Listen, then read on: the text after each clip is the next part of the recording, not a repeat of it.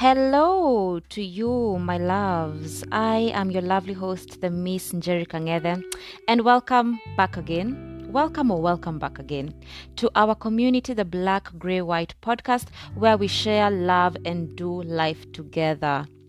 I think every single time I'm going to be starting a podcast, I'll just profess my love for what I'm doing here and my happiness because truly, each and every single time I get to record a new episode, I just feel like, wow, as in, wow, I'm actually doing this, right? Like I'm doing something, right? I'm doing something with my life, right? I'm so happy. I'm so grateful. And welcome to another episode. I think this is going to be episode 5. If you've been here from the beginning, you are the real OG. You're my man, mazee. We ni mse wangu. Unajua venye kwanza napenda kupeana mahugs, virtual hugs hapa hivi. So receive a very warm hug and kisses from me. Thank you so much for supporting me, and I hope you're still going to continue to, and tell more people to join us. So yeah, let's just get right into the episode. Today it's going to be an interesting one. We are talking serious things here. We're talking about life. So yeah, sit back and enjoy. Ah.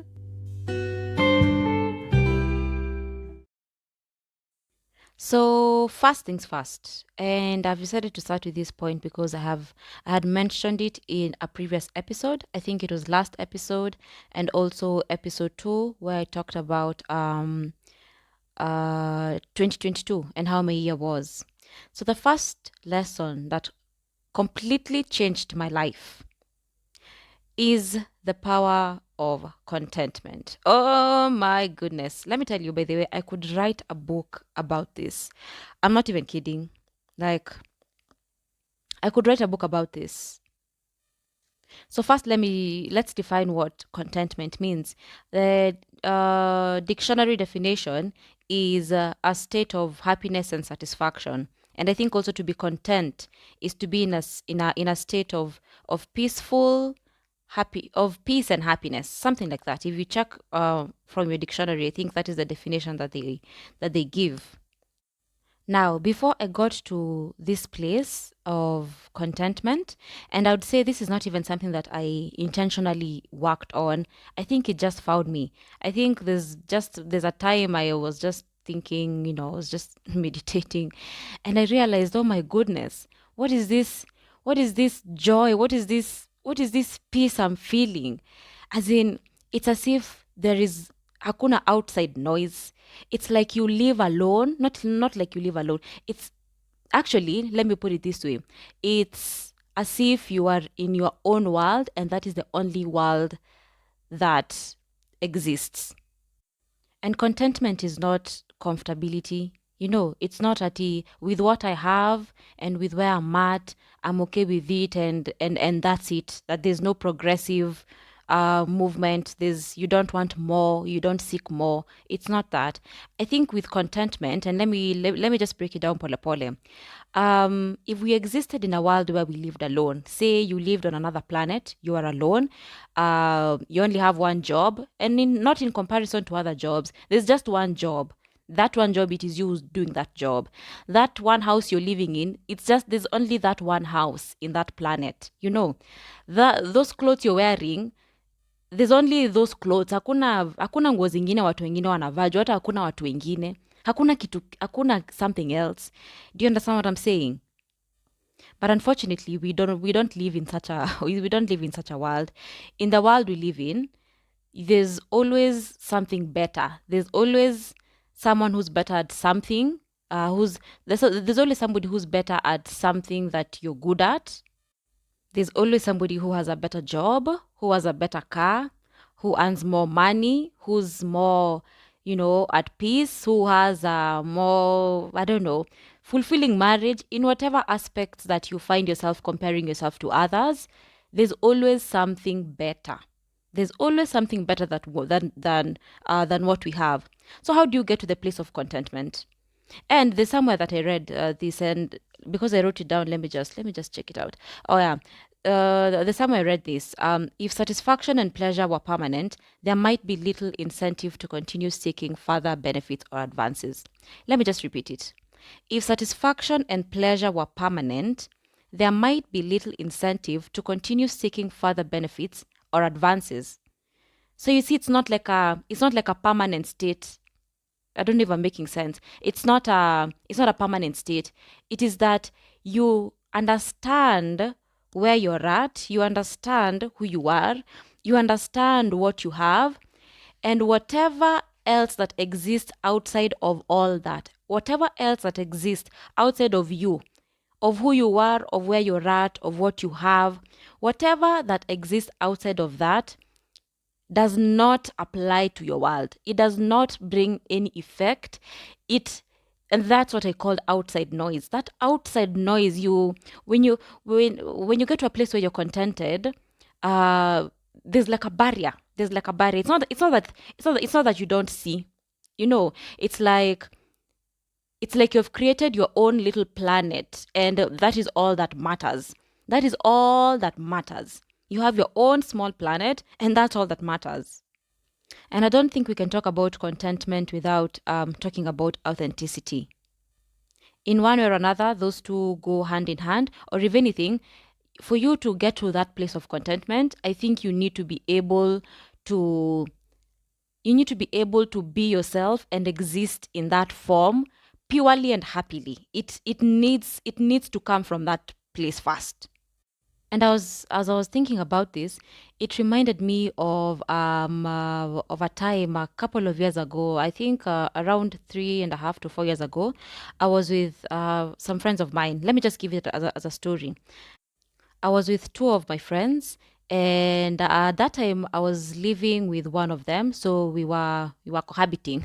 Tulikuwa tunaishi nyumba moja, and this other mutual friend of ours had come over, so we were spending time together. She was basically staying with us for a while. Ilikuwa tu girls time, and I remember this specific day.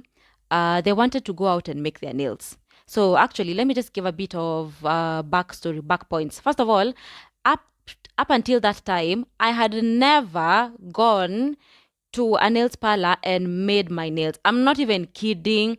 I think actually maybe once. I think 2018. In 2018, nikisimamia harusi aunti yangu, that was like the first time I had stick-ons or something.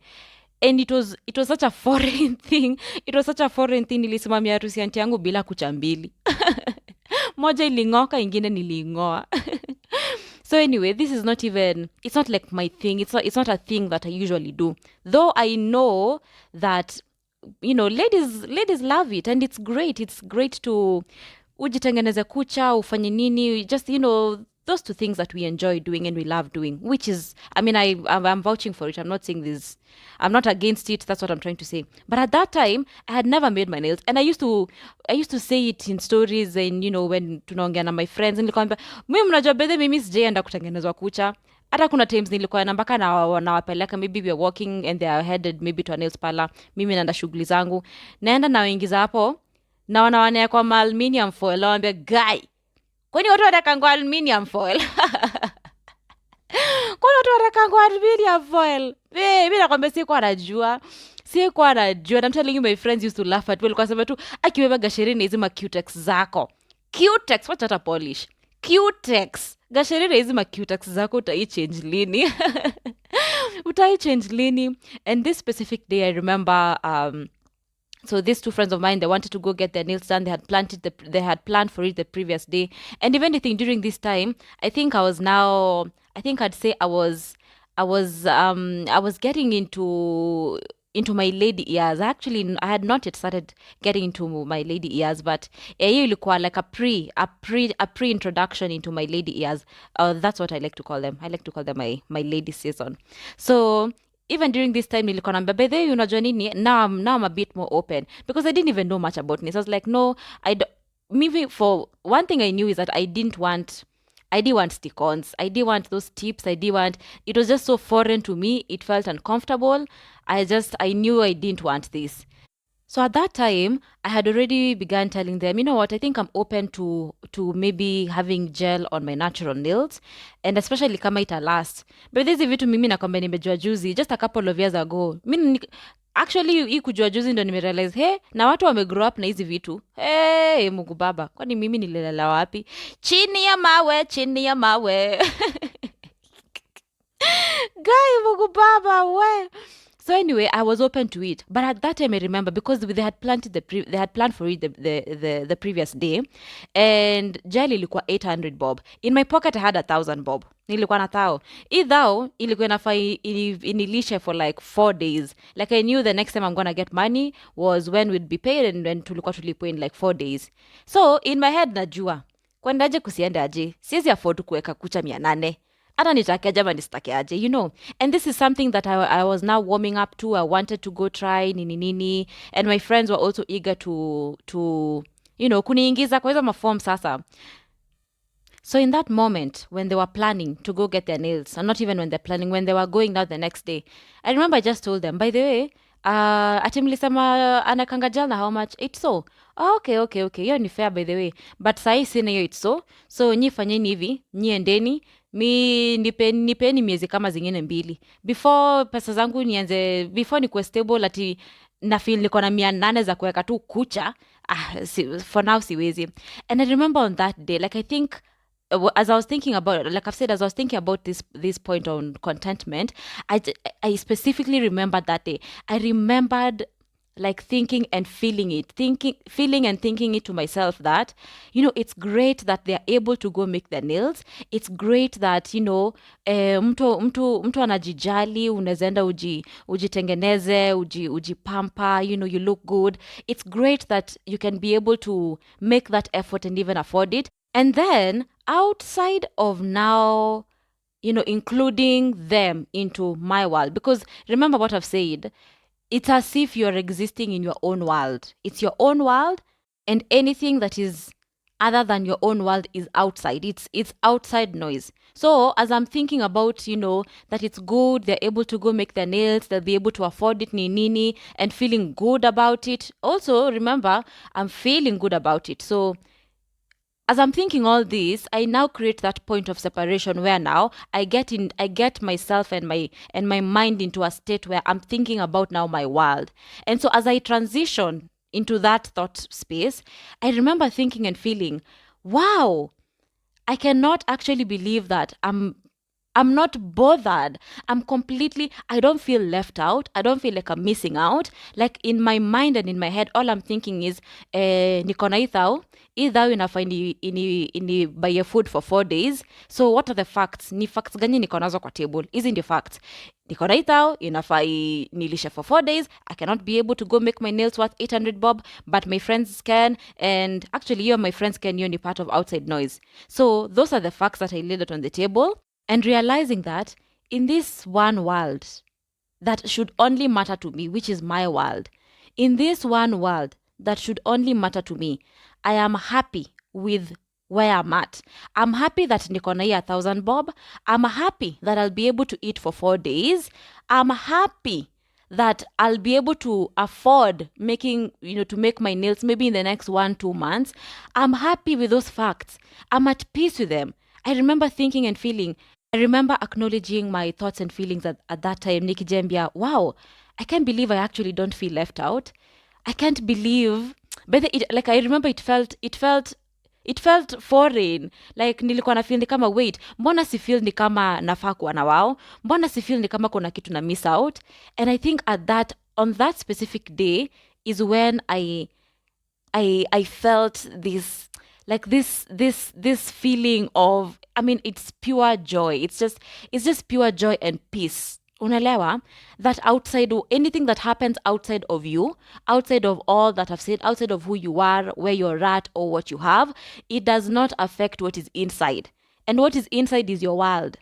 That is the only thing that matters. It is your world. Anything outside of it does not matter, and it should not affect anything. And let me tell you, nothing has liberated me and how I think about life, or how I think about myself or feel things, like this one thing. And I'd say I really established it last year. Why I'm saying this, and please, if you have not listened to episode 2, you need to, by the way. Actually, point number 1 ilikuwa heavily inspired by my episode 2. Last year, when in episode 2, I talked about how last year I was jobless for a couple of months. Nini. Let me tell you, by the way, to be in that state, unajua kwanza saizi watu ni watu wazima. Unaelewa? Saizi watu ni watu wazima msee. So life ina happen sahii, waseni watu wazima. Sahii beshte yangu akanitia birthday, naenda hapo kama nimejipanga. Unapanga hesabu zako, unaona okay, maybe I'll need transport for to and fro. If you're going out, unahesabu hata pesa ya Uber. If you're not driving, that is where nasa kuna watu wako na magari, unahesabu pesa ya Uber. You're maybe going to eat, you'll buy them something, like unapanga budget, unaona you need approximately 5,000 to just show up. Mse uwezi itwa event na una 5,000 kwa mfuko, unaenda kufanya nini? Unaelewa? So last year when I was in that period, in that season of my life, I remember acknowledging all that is happening outside of my world, all that is happening with people around me, be it my friends, my family, everything, yani. Like actually, and I remember I was telling my friends this, that last year when I was jobless, all my friends had, it's either you had a job, you are getting promoted, ulikuwa unaenda majuu, as in, my goodness, nilikuwa nasikia ni kama niko kwa swamp na wasee wako huku nje wana ride bikes. Mimi nimekwama kwa initangwaje ile quicksand, nimekwama ni kama na sink ndani. You understand? And you look around you, trees are flourishing, birds are flying and singing and chirping. Things are happening and you're stuck there. Do you understand? So to be able to concentrate on hiyo, kama ni swamp unasikia huko, ati thoughts zako na feelings zako na and how you plan yourself ziko around to hiyo environment yako, na hizi vitu zote zenye ziko nje hazi affect chenye kiko ndani. It's powerful, let me tell you. It's powerful, and especially in the world we live in, because there's everything and it's everywhere for you to see. You understand? There's everything and it's everywhere for you to see. Utakuwa umekula leo cabbage na ugali, uinge Instagram upate beshte yako alikuwa sushi date, alikuwa some Japanese restaurant. To be able to not relate to that, to be able to not see yourself through that or in that it's amazing. I'm telling you, it's powerful. It is absolutely powerful. I'd say actually this has to be the greatest lesson I learned last year. It has to be the best thing that I came out with last year. It has to be my best takeaway. It has to be, because right now, mi sitingiziki. Nikikwambia sitingiziki, mi sitingiziki. Acha nikushow. Mi sitingiziki, by the way. Sitingiziki. Hakuna kitu ya nje inaweza kuja na ndani nione ni kama, as in, it's amazing. You're able to exist the way you are as yourself. You're able to be, yani I'm telling you, you're able to be. Kuna time fulani nilikuwa na some friends of mine, yeah, and we were hanging out nini, and then ikafika masaa nilikuwa nawaambia, we by the way mnajua naenda kuwasha jiko na mimi niko hapa tunalewa, ebu wacheni nikimbie, mimi sina gas, nakimbia kuwasha jiko. Sai nakimbia kuwasha jiko nikapike kabeji yangu sai kwa nyumba. Na inaweza kama ni kitu ndogo nasema, but think of it this way. Maybe umetoka kwa nyumba, mtu ako na 6 burner, wametoka kununua marinated, chicken hapo Naivas, na they are about to make some vegetable rice. Wewe kwa kichwa chako unajua unarudi kwa nyumba. Unarudi kwa nyumba kuwasha jiko na kupika cabbage. My dear, it's, goodness. Wow. Let me just tell you, my point is just, it's amazing to feel this thing, to be able to freely live as who you are with what you have. And I'm telling you, you can relate this to anything. Kama ni gari uko nayo na beshte yako akona gari poa, unaelewa, akona gari better, wewe uko na kavits kako, and your friends, in your group of friends, guys are driving, Mercedes Benz, guys are driving Audis, guys are driving Ebu imagine wase watakuwa na pull up, mnapanga road trip, una pull up na vits yako, una pull up na vits, uko like aya, by the way, unajua hey, let me tell you, the best thing about showing up as yourself, yani authentically, is that nothing phases you. Anakwambia kuna kitu inakushtuanga, utakuna pull up niyo vitu nawambia na mmefika mbio, nyiwa sawa Mercedes mnantishia life, mbaze mnantishia life, mmefika mbio, ama fanyeni hivi juu nyina najua mtafika mbele yangu juu maybe mtakimbia, wacha mimi nitaanza safari 1 hour from now, hata juu story simnipe do ya nyama ndo niende, kama mimi nitamka mapema niende nibai nyama nifanya nini juu nyinyi najua mta take 3 hours kufika hiyo destination. So tufanye hivi, acha mimi niamka mapema, hata nitumeni, by the way nitumeni juu najua I'll have to start my journey mapema, so let me even take care of a couple of things. Yeah, and this is as in hiyo nimesema tu like from nowhere, as in that's just from nowhere. But my point is there is no freedom, there's nothing that will give you more freedom than being contented with who you are and what you have and where you're at. Nakwambia wezi ambilika na mtu, hawezi juu una show up tu vile unajisikia, venye unajisikia. Aje tunaenda out, ati wasawa na vaje, sijui nini. Sawa basi, mimi kwa nyumba mimi niko na batangoma na ndakuja kama nimevaa hizo batangoma, na unakam na unaishia, na hakuna msana za kushow shit hakuna msana za kushow wasi wakikuja hapo na maviatu za 14,000 hata uoni kama ni kitu, uko like mazezo kicks zako zinakaa fiti. And actually let me tell you, when you're able to live and to operate from that mindset, it's very easy to be happy for other people. It's very, very easy. Last year I was telling my friends, you see, like right now, as in now, last year I was telling them, unaona kama saizi sijakuwa job, lakini kila msee around me yani nakwambia maisha ina progress, wase vitu zina happen. And I was telling my friends, let me tell you people, you don't know how I pray for you, you don't know how when I pray just thank God. Namwambia tu manze siamini umse amepata promotion na venye amekuwa kilili promotion, manze siamini umse alienda majuu after kushinda akingangana kumaliza degree ndo enda pafanya hiyo masters.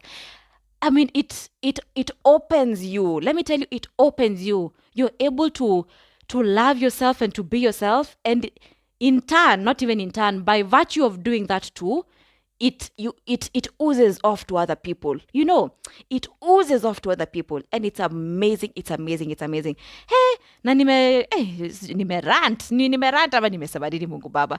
21 minutes, 20 minutes plus. Apana. Let me go to the next point now. So my second point, the second lesson that I have learned that changed my entire life is building something solid and great takes time. Mungu Baba. Where? I don't even know how I'm going to start breaking this down. Building something solid and great takes time. And this can apply for anything. If you're trying to build a relationship, not even you're trying to build a relationship, say maybe kuna couple fulani you admire. There's maybe a couple who have been married for 24 years. They've been together and you look at them and they're still in love. They have managed to build an amazing family, you know. Like, you look at them and you want to be where they're at. Let me tell you, ukakaa nao watu uwaulize the amount of work that they had to put in to be able to build whatever they have at that time. 24 years later, what did I say? That building something solid and great takes time. It took them a whole 24 years to get to that. Iyo place unaiona saizi hapo kwenye wako, imewatake 24 years. Haikutake ati 4 years of dating, ndio wakama kukuwa married, and then kutoka hapo sasa, it takes time to build something solid and great. Actually, let me give you an example. Let's say, let's talk about money and wealth, yeah? Let's say you want to start a business, so you want to start something enye itakusaidia wewe, it's going to help your kids, and it's also going to help your great grandkids, like something generational, yeah? Let's assume unataka kujenga apartments, yeah? Let's assume you want to build some apartments. Kwa hizi apartments, you want to go to the bank, you get a loan. The bank is going to grant you, say 50 million loan. Yeah? Wanataka kujenga some nice apartments pale Ngong tuseme. Umeenda kwa bank imekupatia 50 million. It'll probably take you an average of 18 months. Okay, all this is just estimation. Mimi sijaijenga ploti, sijui venye hizi vitu ziu happen. But I'm just estimating, yeah? So it'll take you maybe roughly 18 months to build these apartments. 18 months, and then let's give it another 6 months. Watu wajue, guys start coming in, nini. A few houses ianze kuingia. So, for the first 2 years, all you're doing is putting in work. All you're doing is putting in work. Work, sweat, time, energy. Work, sweat, time, energy. That's all you're doing for those 2 years. For these 2 years, unajitolea. You have to be there. You have to be there to watch this thing. Yani, unafaa kuwa hapo na mafundi. Unafaa kuwa hapo kubuy materials. Unataka kuwa hapo kufanya nini? For 2 years. 2 years is a long time. 2 years is a long time. And remember, you're trying to build something that will stand, itajisimamia for 100 years plus. Unaelewa? For 100 years plus. For 2 years utakuwa una inject tu. Aya, let's sasa, for the 18 months nyumba imemaliza kujengwa. 6 months hiyo tu ni ile period sasa ya watu waanze kukuja nini. So let's say kwa hii building yako ya 50 million, you have 40 units, and averagely you're charging 20,000 per month. So 20,000, that's 800,000. Yeah? So prospectively, when people now start paying kwa bank account yako, na hii hata ni assuming that all 40 units zitakuwa always full, which hata hai make sense by the way. Let's actually realistically give it a 70-75% rate, success rate. Sindio? Constant success rate. Hiyo tena make sense. Hiza zingine Kiingereza na yena nichanganishanga. Sisi tungekuwa tunaongea tu Kikuyu. Sasa wazungu mbona walikuja wakaleta hizi vitu? Tungekuwa tunaongea tu Kiswahili na mama tatang zetu. Goodness. Anyway, so for 40 units, hizo 40 units iko nazo hapa, hizo 40 units times 20,000 tumesema 800,000. Realistically, hata let's bring it down to 600k, because you're not, hizi units zako zitakuwa zimejaa 24/7, na pia uko na costs. Unataka kulipa caretaker, unataka sijui cleaner, sijui kutakuwa na inspections, sijui nini, as in bado pesa itakuwa inatoka kwa mfuko yako, you know. So let's give it an average of 600,000 per month. 600k per month inaingia kwa mfuko yako, inaingia kwa bank account yako. In a year uko na 7.2 million. 7.2 million. Kumbuka uko na loan ya bank ya 50 million. Uko na whole loan ya bank ya 50 million ya kulipa before uanze kupata profits. Unaona? So 50 million by 7.2, that's like averagely 7 years. Kumaanisha you'll need 7 years before uwaingiza bob kwa mfuko yako. 7 years. Usisahau ulijenga na 2 years. Don't forget that. Don't forget ulijenga na 2 years. Yani averagely, this thing that unataka ikusaidie wewe, isaidie watoto wako, isaidie your great grandkids, it will take you 10 years before you start seeing it. Hey, that's insane. That's insane. Yani before ianze kukupatia profits, itakuwa imekutake a whole 10 years. Do you see how much time you have taken to build something na ijisimamie yenyewe up to the point where sasa inaanza kukupatia profits? It takes a long time. It takes a long time. And let me tell you, because I'm a victim of this. I was a victim of this. I used to really concentrate on the end result. And you know, when I was thinking about this point, I thought about something. You see this question when you see ulizana, where do you see yourself in 10 years? Where do you see yourself in 5 years? What do you want to achieve in 5 years? Usually, we might have an idea of where we want to be in 5 years. Kama for example, mtu mwenye anajenga hii ploti, akona an idea that if I have 50 million here, and I want to build this certain structure, and this, I want it to be giving me a profit of approximately 700,000 per month. Unaelewa? So akili yake hata akiinvest kwa hii kitu anajua itakuwa inampatia 700,000 per month. That is the end result.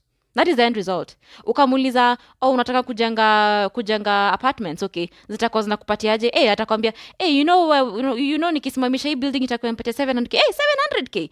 Wow, hiyo ni pesa poa.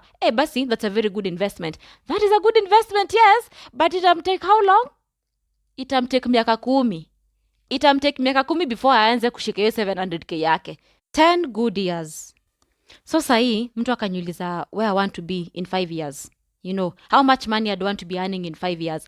I have it in my mind. Naweza kwambia niko na hizi mipango, naweza taka nifanye hivi, naweza taka nikwe hapa, you know, naweza taka hivi na hivi na hivi na hivi.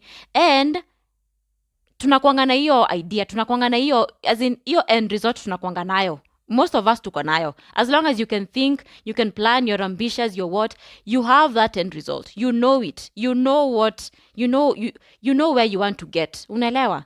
But the process is where we now, hapo ndo si wanguka. Hapo by then ndo si wanguka. There's a place I once read something. Someone once said, we get so caught up in the whirlwind of the results that we forget to really tap into the process. And that your process ndo inamata. Na sijui mbona hakuna mseli niambie kitu. Sijui mbona sikuwa ilani kitu when I was younger. I don't know why I never knew this. Like when I was younger. In those 5 years, I know where I want to get. But if katikati ya saa hii na hiyo miaka 5, hapo katikati, hapo ndio kila kitu inamata. Actually, mi hata siulizangi watu where do you want to be in 5 years. I think rather, you should be asking somebody, how do you envision your next 5 years zikika? How do you envision it? Because that is the process. And people don't usually talk about the process. People don't usually talk about how much time, how much energy, and how much effort you need to build anything. Let's even scale it down a bit. Let's say you have a job. Not even you have a job. Let's say uliingia shule, ukafanya course, yeah? You did an engineering course, let's say for example. And hata ukiingia hii course, babako alikwambia, bedhe unajua hii kazi watu ulipo hivi. Unajua hivi, unajua mpaka unaweza travel. Okay. You mean if I do this course, I will be able to get certain kind of jobs. I'll be able to connect with certain, people. It's going to expose me. It's going to, all those things, that is the end result. Now, what people will not tell you is, okay, number one, you'll need to go to school for 5 years. You'll need to put in your blood, sweat, and tears for 5 years. After those 5 years, you'll probably now need to go and look for an internship somewhere. Maybe hata hujatoka kwa connections. Wazazi wako hata kusaidia mahali ama sijui nani. Hauna hizo connections. You'll have to look for. You'll probably tarmac for 6 months, a year, 2 years. Who knows? You will have to look for an internship. Na probably hata utapata hata maybe hata si paid. Na siku hizi hata paid internships, even though you get good companies, paid internships are like 20 Gs, 30 Gs. And that is, hizi ni zile makampuni kubwa, unaelewa? These are now the big companies. At here, you're an intern at Kengen. Yeah, you're getting paid 25,000. You'll need to go and be an intern first and get that 20,000. After that, you'll maybe be given a position, a permanent position. Uongezewe mshahara sasa ifike 40-45. For that 40-45, maybe they'll retain you with it for like a whole year maybe, before ufike mahali penye ulikuwa unataka kufika initially. Ndo hata udecide unataka kuteki course, inaweza kutake a good 7 years before 500,000. Na si kusema ati hujafanya course mzuri, na si kusema prospects zake sio great. They are great. They are, and you knew that. You knew the end result. You knew that. And that is why, that's maybe even part of the reason why it motivated you to get into that space. But nobody's going to tell you you'll need a whole 10 years. Not even 10 years. You'll need the 5 years in school. You're going to tarmac for 1 or 2 years. You'll have to start at intern level and get paid peanuts with that big degree of yours. You'll have to start hapo chini, upatiwe 25,000, utokewe 25,000, uende mahali, ublanda, uvutwe kazi, utoke huko, corona ikuje. Unaona, corona ikami haribu vitu, unaweza kwa jobless 6 months. utoke hapo upate job ingine ikulipe 60k, utoke hapo uone by the skills zangu zimeanza kuimprove, decide no, by the way I need to get a place where maybe I'm getting more, useme now my worth is 120,000. You look for jobs, you will not get anybody maybe who's paying you 120. Maybe you get the best offer you're getting is 90,000. You're already now 3 years in. Already this is 3 years in from after internship. You're already 3 years in and maybe you're getting 90,000. Before you get to that place where unataka ku-earn hiyo 500,000 enye ulikuwa unajua utai-earn ukifanya engineering, itakutake time. Itakutake ufanye hiyo internship, uende mahali uvutwe kazi, umwage machozi, ukoniwe mahali upatiwe contract job fulani, ukose kulipwa, ufanye. Itakutake. Yani the process is where everything lies. The process is where everything lies. Like for example, actually, I don't even know. Why am I saying so many things? I don't even know why I'm using so many examples when I can use myself as an example with this podcast right now. For example, with this podcast, I have an idea of where I want it to go, of where I'd want to be, of how big I'd want it to be, for example. But for me to get there, I realized and I know I'll have to start at zero. Yani, I'll have to nafaa nijitume na nikubali ati naweza anza hii kitu na nitakuwa nasikiza na watu wawili. Naweza kuwa nasikiza na watu 10 for 1 year, for a whole year. Even though I want this to be the biggest podcast in Africa, I'll have to put in that work. I'll have to give it time. I'll have to sweat. I'll have to fail. I'll have to be disappointed. I'll have to go through that process before I get to that place where now I'm calling the end result.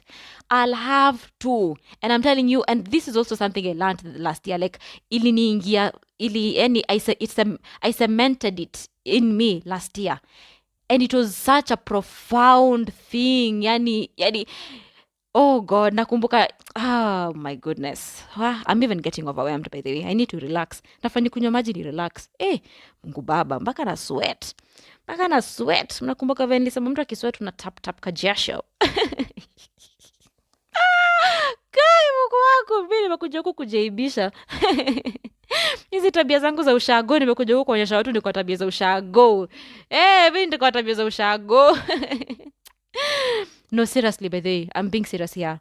This completely changed my mind because it changed the way I approached things. It changed the way I view things, the way I view even the idea of the process. What I thought or what I knew, quote unquote, the process was different from really, realistically speaking, what it actually is. What it actually is I'll start recording this podcast. Probably people won't even listen. Probably people will not even like it. Like, I've taken the risk of just putting in the work, putting in the effort. Sijui hata venye itarisiviwa, sijui hata kutaendaje mse. Sijui, najua kwenye nataka ifike, lakini ndo nifike hapo, itabidi nimeanza step 1. Na oh my goodness. Wow. Okay, I think I'm repeating myself now, but that is the point. That building something solid and great takes time. It takes time. It takes a long time. And another thing, but just to add on top of this, nothing beats the process. Ooh, this one I'm giving you for free. Hii nakupatia bure. This is just free advice. Nothing beats the process. And if wewe kwa maisha yako you're going through the process, nothing against people who are getting handouts from people. Kama uko na mtu anakupatia 100,000 every month, ni sawa. Hiyo ni sawa, mimi sina shida na hiyo. But ukikompare mtu mwenye akona mtu anampatia 100k every month na kuna mtu mwingine mwenye amejua kupata hiyo 100k, wacha nikwambie, hiyo experience inawatenganisha nyi wawili. It separates you two. You people are not the same. I'm telling you, nothing beats the process. Nothing beats the process. Uyu engineer mwenye ametoka shule aka go through 1, 2, 3, 4, 5, 6, 7 steps. It can take 6 years, 5 years maybe before you're half a million. See the same na mtu mwenye aliingia tu mahali tu and then pap from room 1 to room 2.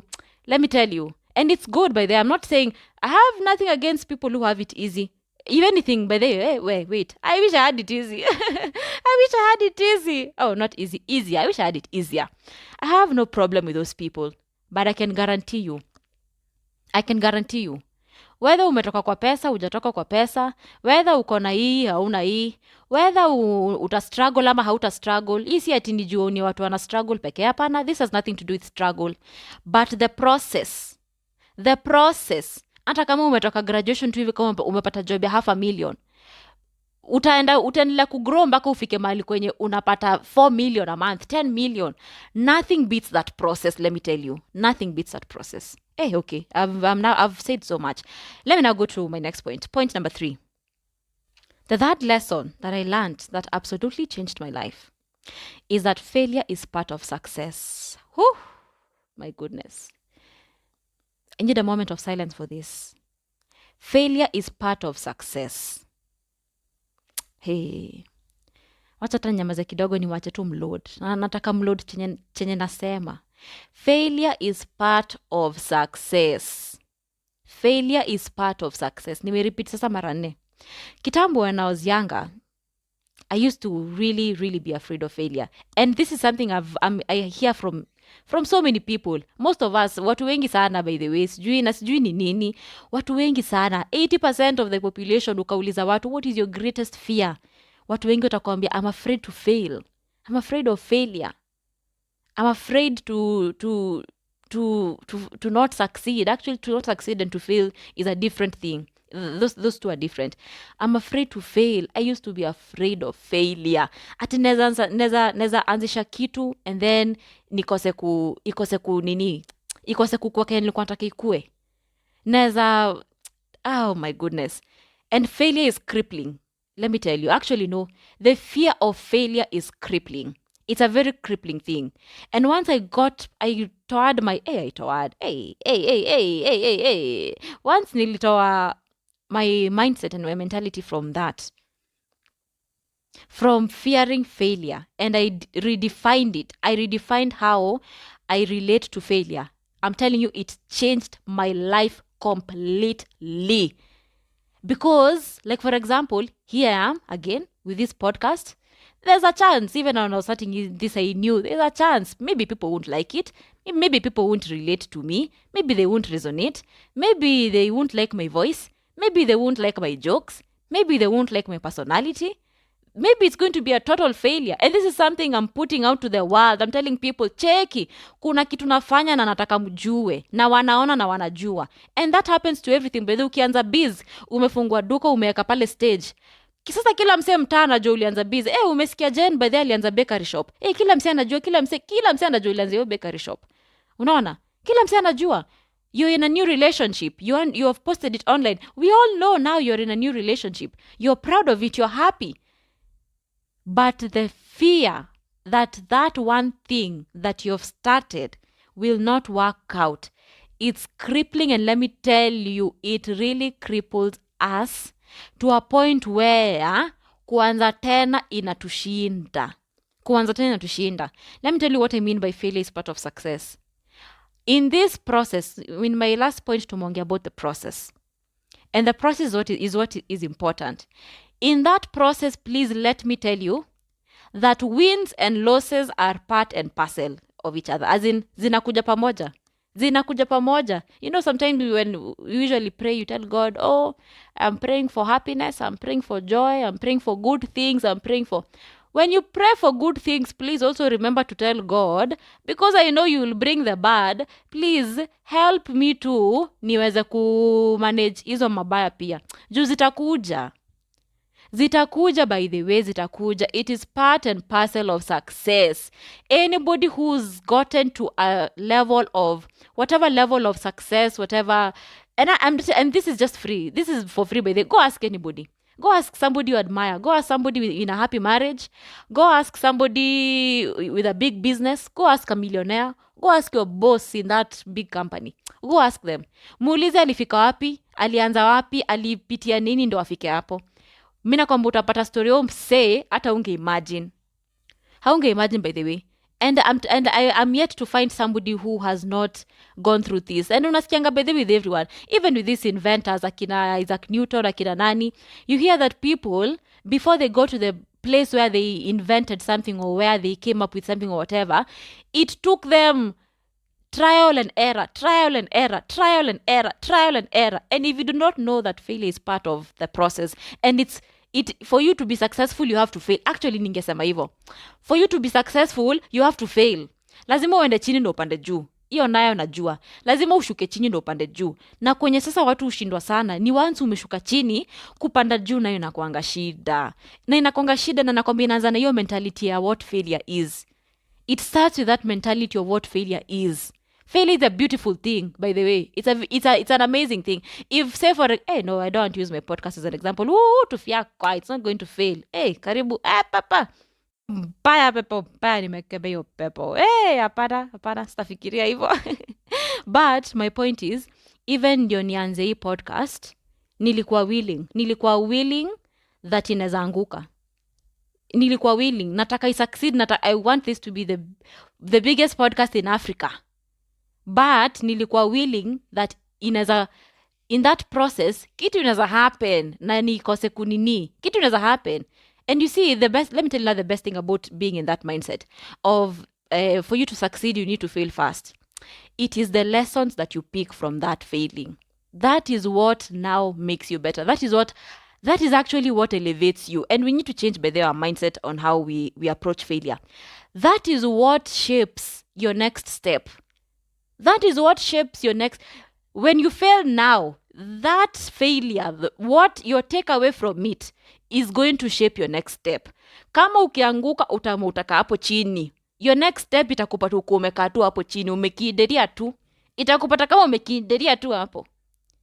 But if you decide you're going to take the lessons, whatever lesson that you may learn from that nini, and you move forward with it, my dear, unanisikia kweli? You will be unbeatable. Hakuna kitu itakuwa inakushtua. Nakwambia hakuna kitu itakuwa inakushtua. Utakuwa unaambiwa, by the way, nimefikiria hivi na hivi, nataka kufanya hivi na hivi, twende, ndio mimi nayo. Unajipata ushaenda. Unaenda kenye kita happen kihappen. Unataka kwenda Gikomba kuuza viatu, niko na tao 2. Sijui unafikiria vitu mob, unafikiria vitu nini? Enda ununue hizo viatu, enda ununue hizo pia 4 za punch ukujuzi wa watu 1400. Uone venye kutaenda. Ikikosa ku work out, hiyo experience itakuwa imekufunza kitu. But I have a personal mantra in my life. A personal mantra. I usually say, an experience lived without a lesson learned is an experience wasted. That's number 1. And number 2, this is just like a continuation. This is just a continuation. The only thing that matters once I have lived an experience is the lessons that I will pick from it. That is the only thing that matters to me.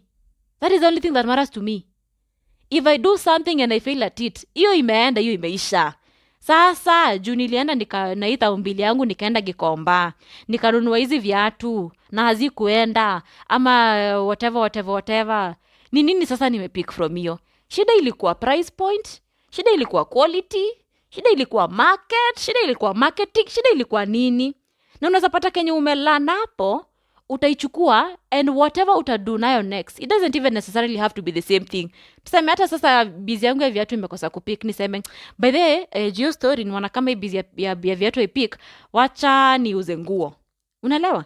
Wacha niuze nguo. Wacha nikwambie, hizo lessons umepika hata kama ziko related to kenye unafanya next, hizo ndo zitakusaidia kwa hiyo next point. Failure is just part of success, by the way, and I wish I knew this when I was younger. Oh my gosh, I wish I knew this. And you know, when I was a child, like when we were growing up, our parents, our teachers, our nini, I think actually growing up, the fear of failure is instilled in us. It is instilled, kikitu. It is instilled in us. It's like this, it's something you don't want to experience. It's something, yani unafanya ufikirie, haufai kuanzisha kitu na ikose ku-work out. Unaelewa? Haufai kuenda mahali na kukose kuwa venye ulikuwa na expect kukue. Hatufunzwi hivyo mazee. Hatufunzi ukweli wa mambo. Ukweli wa mambo ni kujituma na kuenda na kufanya. venye kutakuwa kukosa kwa venye ulikuwa nataka kukue, hiyo haijalishi. Toka hapo na uchukue miguu na utembeza na uende. All that matters is what you pick from that experience. That's all that matters. And let me tell you, this thing changed my life. This thing changed my life because I have been afraid. When I tell you I've been afraid, I want you to believe me. I've been afraid. And I'm also a kind of a perfectionist. I like to plan and analyze and whatnot. I like my things in a certain way, to be perfect in a certain way. But I realized, my goodness, that's too much pressure. That's too much pressure. Ni nini hapa najisumbua? Ati tuseme sasa nataka kuanzisha hiyo biz, nataka kwenda Gikomba niende nichukue. Me in my head I want to plan everything. I want to think about the amount of money that I'll need. I want to plan my marketing strategy. I want to plan this. I want to have a plan A, plan B, plan C. Nakwambia niliona ni kujisumbua, mi ujisumbua. And all this, as I'm doing all this, is just to make sure that it does not fail. Hiyo ndio ilikuwa mentality. Not that it succeeds, it's that it does not fail. It's that it does not fail, and that was the wrong mentality for me to have. I'm glad that I realized it, but I wish I knew this sooner. Because singeogopa kufanya kitu. But singeogopa kufanya kitu. So please, if you are man, if you are a victim of those words, that you're afraid of failure, wacha nikwambie, there is nothing to be afraid of, because failure is part of success. If you want to get to that level you want to get to, you have to be willing to fail. You have to be willing. You have to be willing to give it your all, and you're not trying it, you're not doing it so that you can fail. No, you want to give it your all to succeed. And in the process of getting there, to that point of success, however it looks like for you, you need to know that in that process you're going to fail in one or two things. Si ati lazima kila kitu yanguke chini. You will fail in something. You will fail because if you're not making mistakes, what are you learning from? If you're not making mistakes, what are you learning from? You have to be willing to be the worst you can be. You have to be willing to you have to be willing, maze. I'm so happy that I learned this, by the way, because truly, as my title suggests, it completely changed my life. It completely changed my life. It did. So yeah, acha nimalize tu hiyo hapo. Na rant mazi. At this point, naongea ama na rant? Nahubiri na rant, naongea ni nini nafanya? Ai, gasheri. Okay, anyway, let me go to point number 4. The fourth thing that I learned that completely changed my life was, I don't know how to put this, I'll just say it as a statement. Changing my mindset from approaching life from a teacher's perspective rather, to a learner's. Hey, Mungu Baba. This one thing, by the way, hii kitu moja ilinipatia humility fulani, composure, calmness, stillness and humility fulani singeikuwa nayo if ningekuwa the opposite of now what I've said. Let me expound on it a little bit. What I mean by, operating from a teacher's perspective is, and especially if you consider yourself intelligent, smart in any way, if you do, you know that unajiaminia, unaelewa, unaamini kuna kitu unajua. Si eti unajua kila kitu, but kuna kitu unajua. Maybe umesomea kitu, you're an expert at something. Maybe you're a great doctor, for example. Maybe you're great at your craft.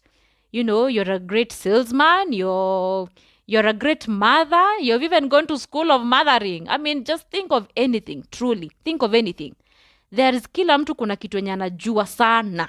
Kuna kitu unajua sana. Na sasa kuna wale watu tu werevu wanajua tu vitu mingi. They are so knowledgeable. Yeah, they just, na watu wanakuwa na kierere sana. Na mimi nilikuwa watu. Si tunajua vitu mingi, lakini nilikuwa na kierere. Nilikuwa ni kierere. Nikikuyu we call them vimenyi. Nilikuwa kimenyi. Kemenyi. Nyuma kemenyi. I promise maybe I won't speak Kikuyu, but I mean, just allow me, please. Allow me just kidogo to one, two words. And this is the thing about approaching life and approaching things from a learner's perspective. But I hope ina make sense nikisema hivyo. I hope sijikangani hapa.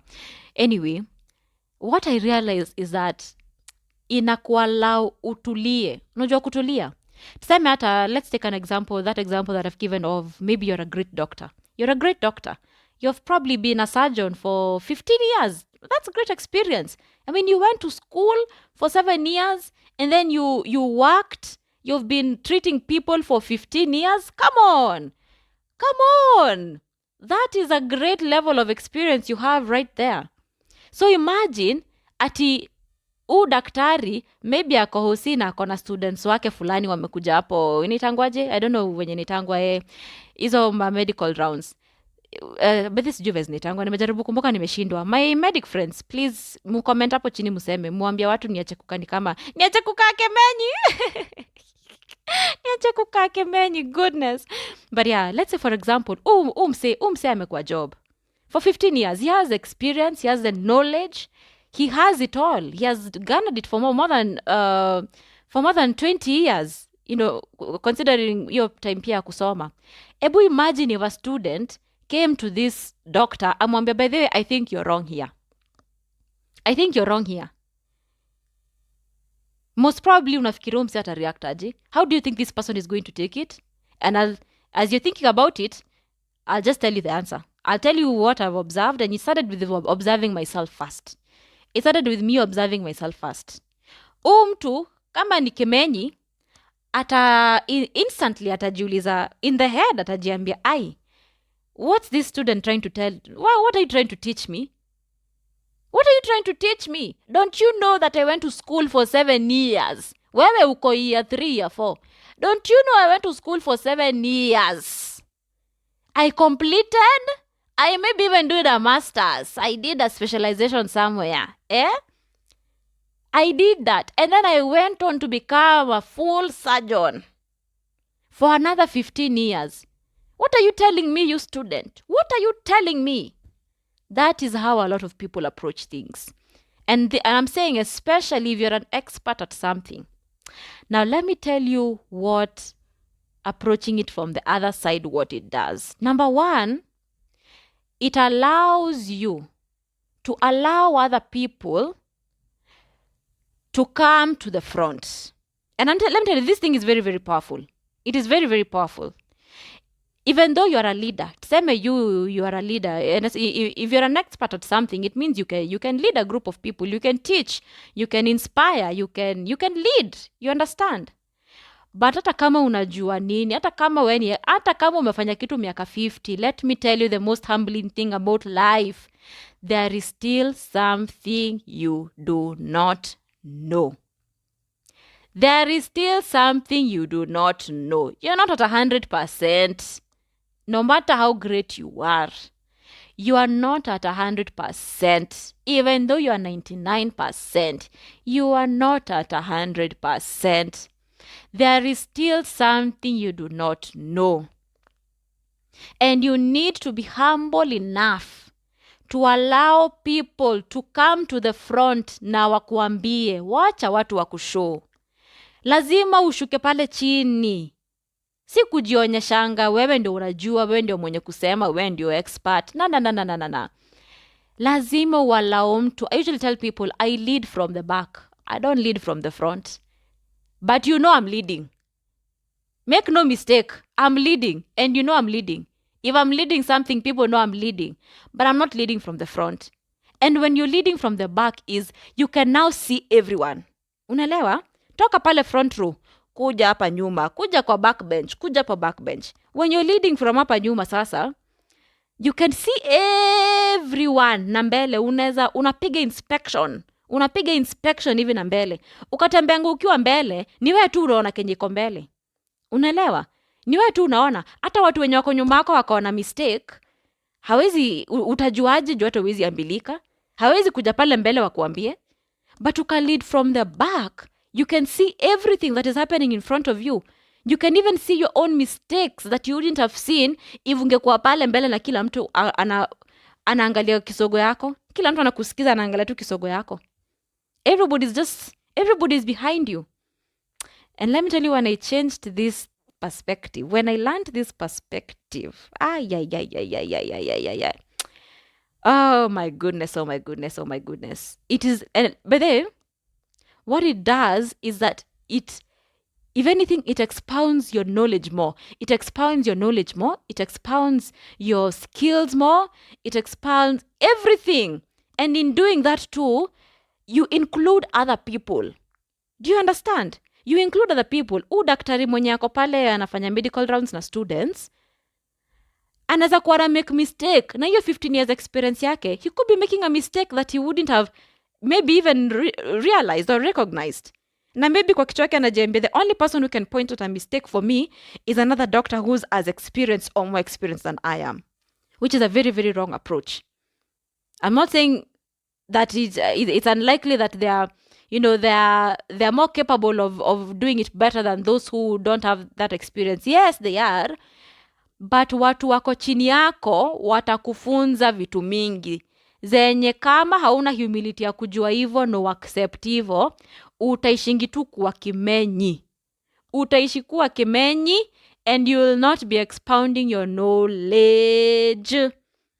You will not be expanding your knowledge and your skills to the level that you should be. You'll never hit 100 until you lead from pale nyuma. See everyone. Let people speak. Let them tell you. Yes, I have my 15 years experience as a surgeon. Hey, you think I've made a mistake? All right. Tell me what you have seen. What do you think should have been done better? Wacha asikie.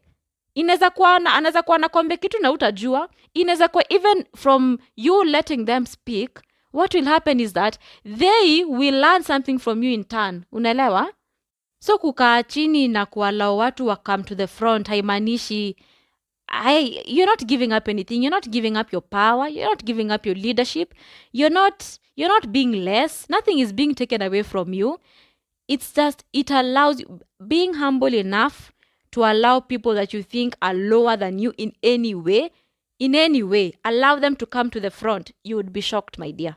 I'm telling you, you would be surprised how much you can learn from people. You would be surprised. Wewe na hiyo Mercedes yako unaendanga unaingia hiyo building. Unaendanga unaingia building yenyu ukienda kazi. Kuna kwanga hapo na gateman.